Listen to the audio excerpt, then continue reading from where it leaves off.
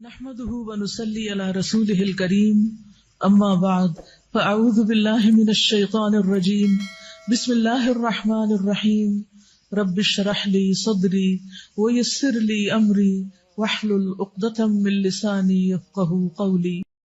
اللہ تعالیٰ کو یاد کرنا خوبصورت ترین کاموں میں سے ایک کام ہے، بہترین عبادات میں سے ایک عبادت ہے۔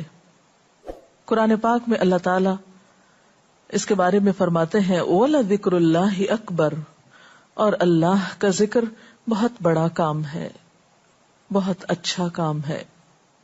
حقیقت یہ ہے کہ انسان جس چیز سے محبت کرتا ہے اس کو ضرور یاد کرتا ہے، اس کا ذکر کرتا ہے، دل ہی دل میں بھی اور زبان سے بھی، کیونکہ جس چیز کی محبت انسان کے دل میں ہوتی ہے وہ چیز زبان پر آ کر رہتی ہے۔ یہ ہو نہیں سکتا کہ ہم اللہ تعالیٰ سے محبت کرتے ہوں، دل میں اس کو یاد کرتے ہوں، پھر زبان سے اس کا ذکر کرنا بھول جائیں۔ ذکر الہی تو بندہ مومن کی زندگی میں غیر محسوس طریقے سے شامل ہو جاتا ہے، اس کی اس طرح عادت ہو جاتی ہے کہ انسان اٹھتے بیٹھتے چلتے پھرتے تنہائی میں سب کے بیچ میں بیٹھ کر اپنے رب کو یاد کرتا رہتا ہے، دل ہی دل میں یا زیر لب وہ اپنے رب کو کسی حال میں بھی نہیں بھولتا۔ اور بھولے بھی کیوں؟ اس لیے کہ اس کی ذات پر رب کے احسانات ہر ایک سے بڑھ کر ہیں، اس کی نگاہیں ہر طرف رب کے کمالات دیکھتی ہیں، وہ ہر طرف رب کی نعمتوں کو دیکھ کر سرشار ہوتا رہتا ہے۔ وہ جس طرف بھی نظر اٹھاتا ہے وہیں اس کو رب کی قدرت اور تخلیق نظر آتی ہے، اپنے سامنے دائیں بائیں اوپر نیچے ہر طرف زمین آسمان جو کچھ بھی بنا ہوا ہے، جو کچھ بھی پھیلا ہوا ہے وہ سب اس کے رب کا بنایا ہوا ہے، پھر وہ اس رب کو کیسے بھلا سکتا ہے۔ قرآن پاک میں اہل ایمان کو ذکر کرنے کی تلقین کی گئی ہے۔ اللہ سبحانہ و تعالیٰ فرماتے ہیں فَاذْكُرُونِي أَذْكُرْكُمْ، تم مجھے یاد کرو، تم میرا ذکر کرو، میں تمہیں یاد کروں گا۔ ایک اور جگہ پر فرمایا وَاذْكُرْ رَبَّكَ فِي نَفْسِكَ تَضَرُّعًا وَخِيفَةً وَدُونَ الْجَهْرِ مِنَ الْقَوْلِ بِالْغُدُوِّ وَالْآصَالِ وَلَا تَكُن مِّنَ الْغَافِلِينَ، اور اپنے پروردگار کو دل ہی دل میں عاجزی اور خوف کے ساتھ اور آہستہ آواز سے صبح و شام یاد کرتے رہو، اور دیکھنا غافل نہ ہونا، یعنی رب کی یاد سے کبھی بھی غفلت اختیار نہ کرنا۔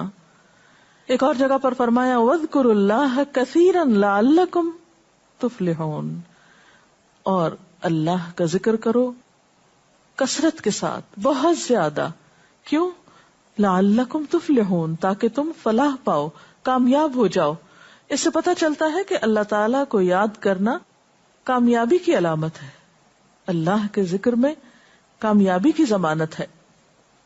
مومن مردوں اور عورتوں کی صفت قرآن پاک میں یہی بیان کی گئی ہے کہ وہ بہت زیادہ اللہ کا ذکر کرنے والے ہوتے ہیں۔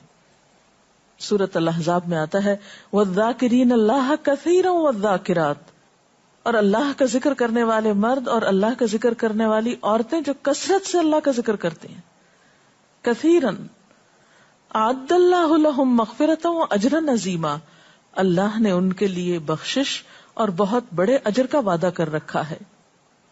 اور پھر یہ کہ ذکر کرنے کے لیے کوئی خاص وقت مقرر نہیں، انسان ہر حال میں ذکر کر سکتا ہے، ہر وقت میں ذکر کر سکتا ہے۔ نبی صلی اللہ علیہ وسلم کے بارے میں آتا ہے کان یذکر اللہ فی کل احیانہ، آپ ہر وقت میں، یعنی ہر قسم کے وقت میں، دن میں یا رات میں، صبح میں یا شام میں اللہ کا ذکر کیا کرتے تھے۔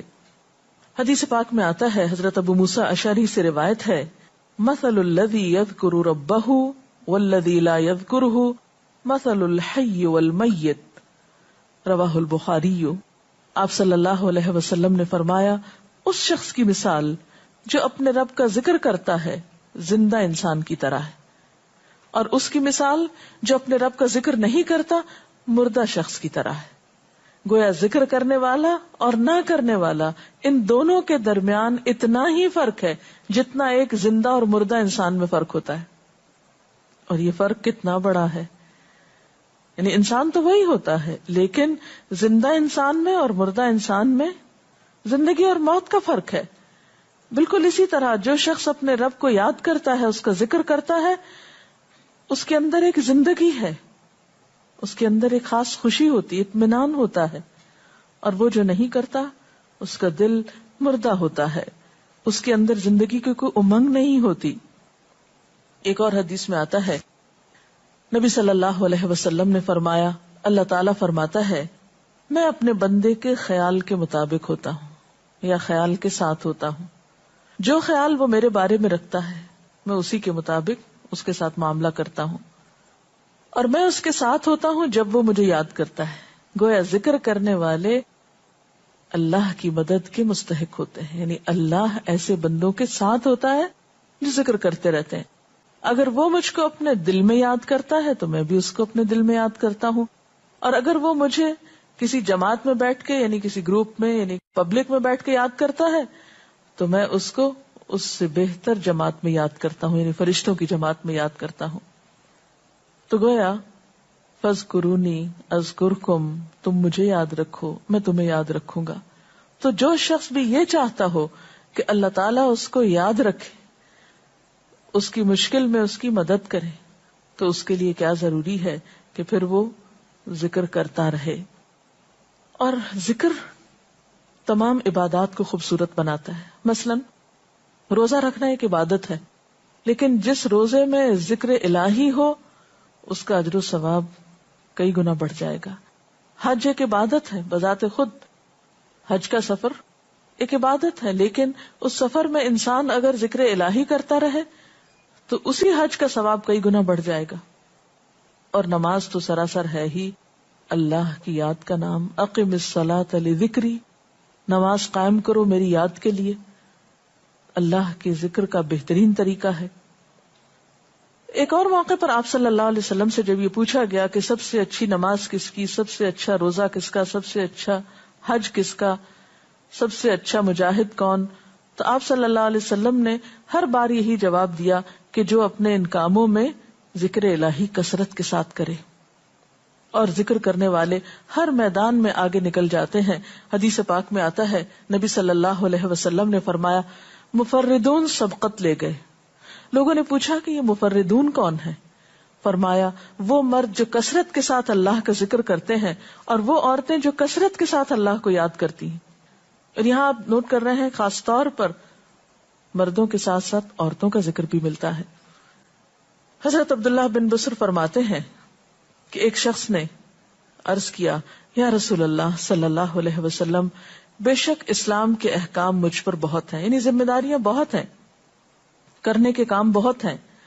آپ مجھے کوئی ایسی بات بتائیں جسے میں اپنے لیے لازم کر لوں، یعنی میرے لیے آسان ہو اور میں پابندی سے کر سکوں. تو آپ صلی اللہ علیہ وسلم نے فرمایا لا یزال لسانک رطبا من ذکر اللہ، کہ ایک چیز پابندی سے پکڑ لو، اور وہ کیا کہ تیری زبان ہمیشہ اللہ کے ذکر سے تر رہے، ہر دم اللہ کو یاد کرتے رہو.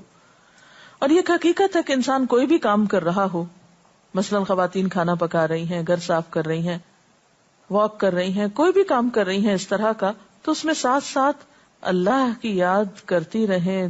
سبحان اللہ، الحمدللہ، اللہ اکبر، استغفر اللہ، لا الہ الا اللہ، ان اذکار کا ورد کرتے رہیں، تو اس میں کام بھی ہوتا رہے گا اور اس کے ساتھ ساتھ اللہ کی یاد بھی ہوتی رہے گی. خصوصی طور پر 2 کلمات ایسے ہیں جن کے بارے میں بہترین اجر کی خوشخبری سنائی گئی. آپ صلی اللہ علیہ وسلم نے فرمایا کلمتان، 2 کلمات ایسے ہیں خفیفتان علی اللسان، جو زبان پہ بہت ہلکے ہیں، یعنی پڑھنے میں کچھ مشکل نہیں. ثقیلتان فی المیزان، میزان میں بہت بھاری ہیں. حبیبتان الی الرحمن، رحمان کو بہت محبوب ہیں. اور وہ کیا ہیں؟ سبحان اللہ و بحمدہ، سبحان اللہ العظیم.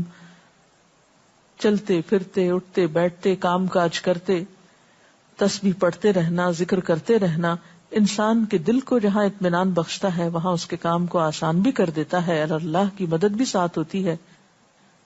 اور قرآن پاک میں ایسے لوگوں کے لیے خوشخبری ہے، الا بذکر اللہ تطمئن القلوب، سنو اللہ کے ذکر سے دلوں کو اطمینان ہوتا ہے. اور ویسے بھی میزان میں بہت بھاری نیکی ہے. ایک حدیث میں آتا ہے کہ رسول اللہ صلی اللہ علیہ وسلم نے لوگوں سے پوچھا، کیا میں تمہیں نہ بتاؤں کہ تمہارے اعمال میں سب سے اچھا عمل، سب سے پاکیزہ اور تمہارے درجات کو سب سے زیادہ بڑھانے والا، اور جو تمہارے لیے سونے چاندی کے خرچ کرنے سے زیادہ بہتر ہو، اور اس سے بھی بہتر ہو کہ تم اپنے دشمنوں سے ملو، ان کی گردنیں تم مارو اور وہ تمہاری گردنیں مارے، تو کیا ایسا عمل نہ تمہیں بتاؤں؟ صحابہ نے عرض کیا، ضرور یا رسول اللہ صلی اللہ علیہ وسلم، ہمیں ایسا عمل بتائیے. تو آپ نے فرمایا وہ اللہ کا ذکر ہے. یعنی تمام اعمال میں وہ سبقت لے جاتا ہے. اسی طرح ایک اور حدیث میں ہے، رسول اللہ صلی اللہ علیہ وسلم نے فرمایا کہ جب بھی کچھ لوگ بیٹھتے ہیں اور وہ اللہ کا ذکر کرتے ہیں، یعنی کسی مجلس میں اکٹھے ہو کر بیٹھتے ہیں، تو اللہ کی رحمت ان کو ڈھانپ لیتی ہے، ان پر سکینت نازل ہوتی ہے. اللہ تعالیٰ ان کا اپنے ہاں ذکر کرتے ہیں. گویا اکیلے بھی ذکر کیا جا سکتا ہے اور کسی مجلس میں اکٹھے بیٹھ کر بھی.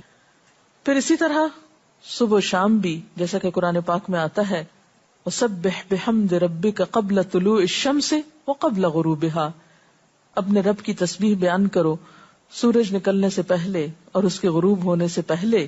ایک اور جگہ پر آتا ہے وَسَبِّحْ بِحَمْدِ رَبِّكَ بِالْعَشِيِّ وَالْإِبْكَارِ، اپنے رب کی حمد و ثنا بیان کرو عشی کے وقت یعنی عصر کے وقت، والابکار اور صبح کے وقت. عشی کا لفظ جو ہے یہ زوال شمس سے غروب شمس کے درمیانی وقت کو کہتے ہیں. پھر اسی طرح انبیاء علیہ السلام کے بارے میں ہم دیکھتے ہیں، حضرت داؤد علیہ السلام بہت خوبصورت آواز سے، بہت خوبصورت انداز